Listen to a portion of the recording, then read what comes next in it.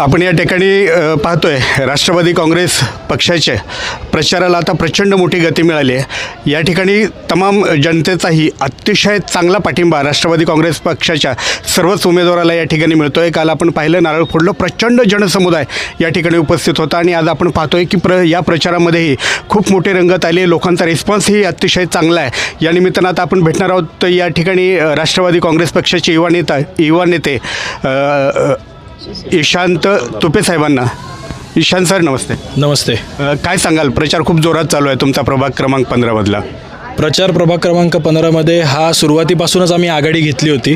इथले सगळेच उमेदवार हे तगडे आहेत आणि यांनी एक चांगलं आव्हान सगळ्या विरोधकांसाठी उभं केलेलं आहे आणि आम्ही एकच सांगू की ही चारही जणं विकासाच्या मुद्द्यावरती इलेक्शन लढवत आहेत।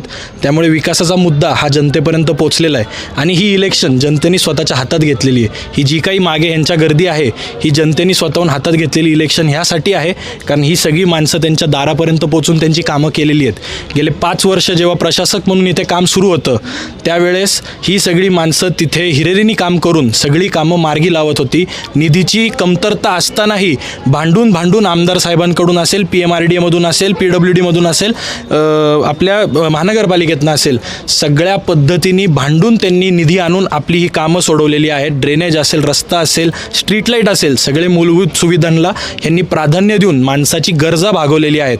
त्यामुळे निश्चितपणे ह्या प्रभागात चारही उमेदवार आमचे राष्ट्रवादी काँग्रेस पक्षाचे विजयी होतील। त्यात आमचे अजिताबा घुले आहेत, पुरुषोत्तमांना धारवडकर आहेत, जोशीलाताई कांबळे आहेत, शिवानीताई तुपे आहेत। ह्या चारही मातब्बर नेत्यांना आणि उमेदवारांना जनतेचा पाठिंबा असून ही चारही जणं बहुमताने निवडून येतील। मी तरी आवाहन करेल की प्रभाग क्रमांक 15 मधील सर्व मायबाप जनतेने ह्या चौघांच्या पाठीशी ठामपणे उभं राहून त्यांना आशीर्वाद रूपी मतं देऊन त्यांना 15 तारखेला निवडून द्यावं आणि 16 तारखेला सगळ्यांची तोंड गोड करून ही लोक तुमच्या सेवेत परत 5 वर्ष राहतील ही मी तुम्हाला ग्वाही देतो आणि थांबतो।